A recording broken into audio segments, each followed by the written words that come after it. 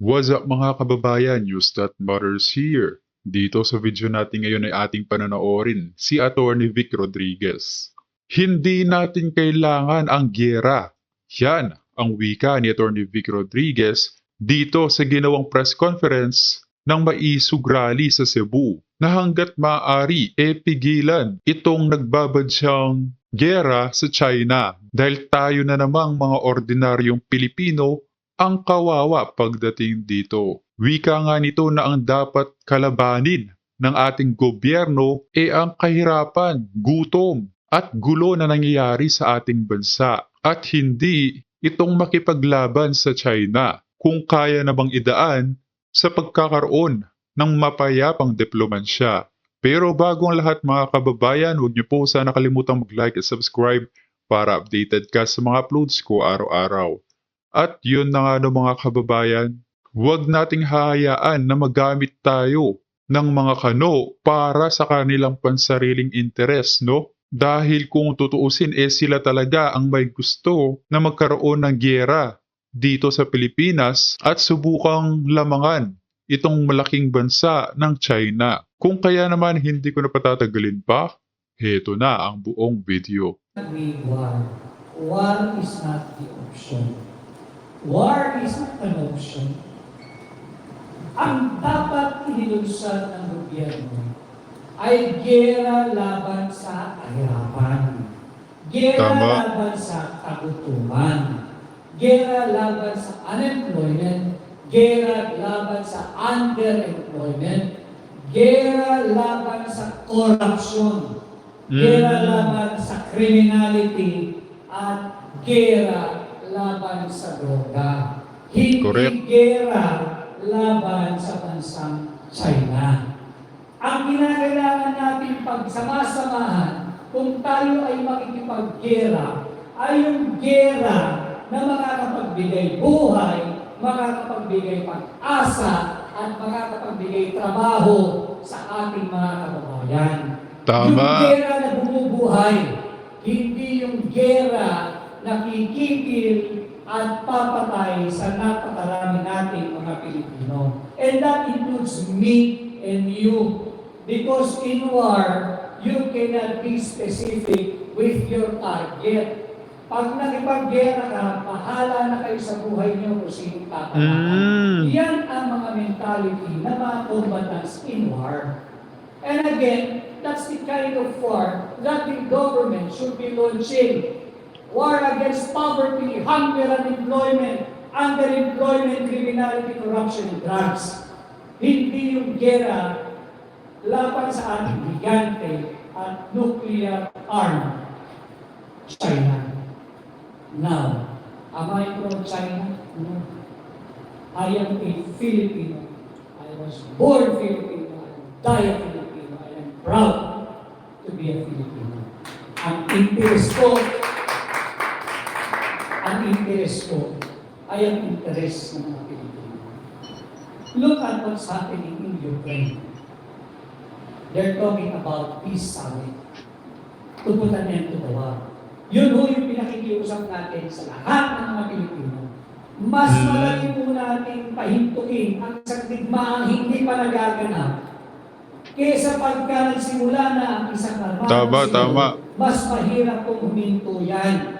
Dahil papasok na dyan yung bilangan, ilang ba napatay mo sa akin, ang dami napatay sa amin, ang dami mong sinira, Tapos itong mga trolls gustong magkaroon ng giyera, no? At tayo namang pumipigil dito sa pangyayaring ito, tinatawag pa tayong traidor. Ang kagustuhan lang naman natin mabuhay ng payapa at maayos. Papayan sino mag-aayos, papasok na dyan yung pride, yung ego, yung amor, yung pagiging nationalistic and patriot ng bawat bansang kasali. Who's going to surrender? Sino maatras? Tayo hindi. Sila mali, tayo tama. Magkakaroon ng masyadong komplikado. At higit na sa lahat, masyadong maraming namamatay na Pilipino.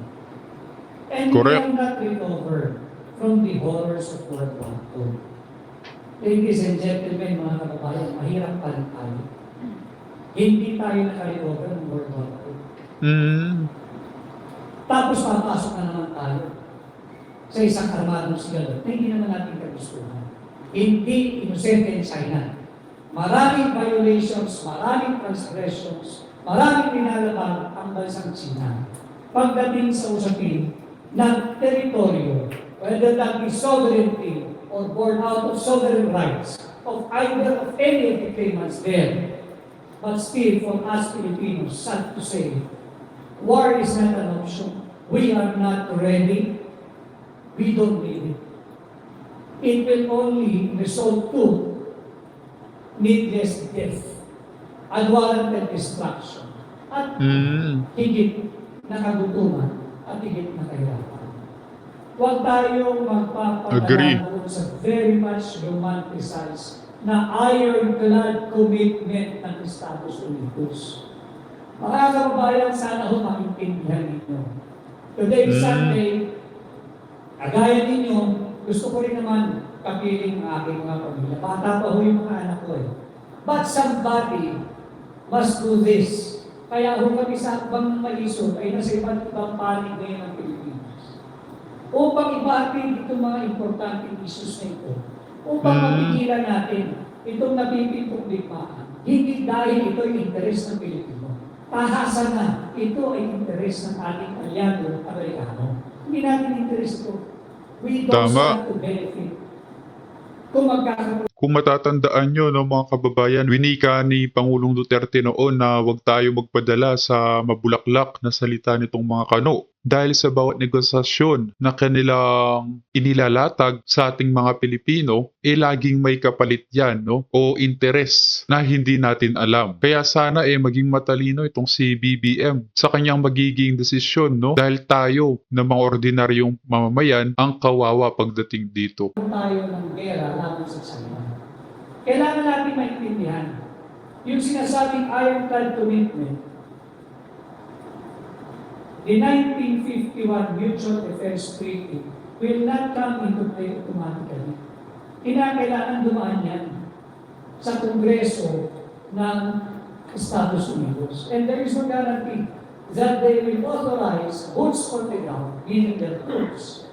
Probably what they're going to do, kagaya ng ginawa nila sa Ukraine, bigyan mo, supplier mo ng armas, ng bomba, ng armamisan, kung ano pa. But at the end of the day, kaninong buhay ang nakakaya sa ating mga sundalo, sa ating mga marines, sa ating mga navy, sa ating mga air force, pati ating mga police, pati tayo mga civilian. Hindi natin interest ito.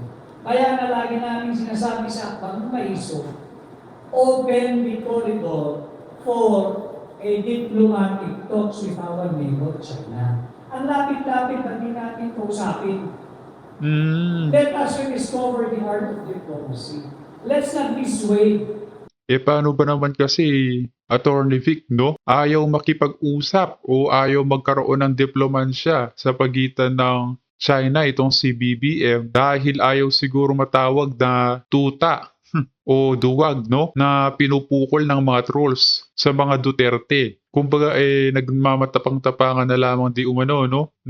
O mag-play safe na lamang sa media nang maiwasan ang pambabash. By American agenda.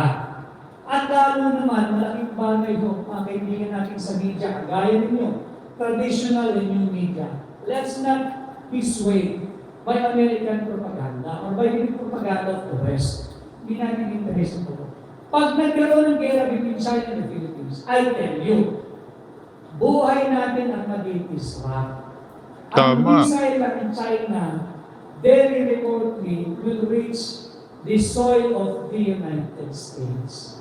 But certainly, in a matter of seconds, it will reach Luzon.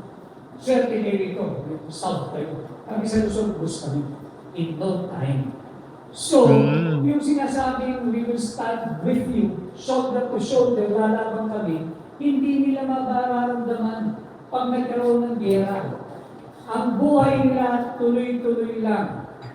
Kakain pa rin sila ng masasarap. Tuloy-tuloy ang kanilang hanap buhay, tuloy-tuloy ang kanilang trabaho, tuloy-tuloy ang kanilang negosyo. Samantalang tayo, yung mga kabataan na nakikinig, magsasara ang eskwela. Hihinto kayo sa pag-aaral. anumang antas kayo naroon.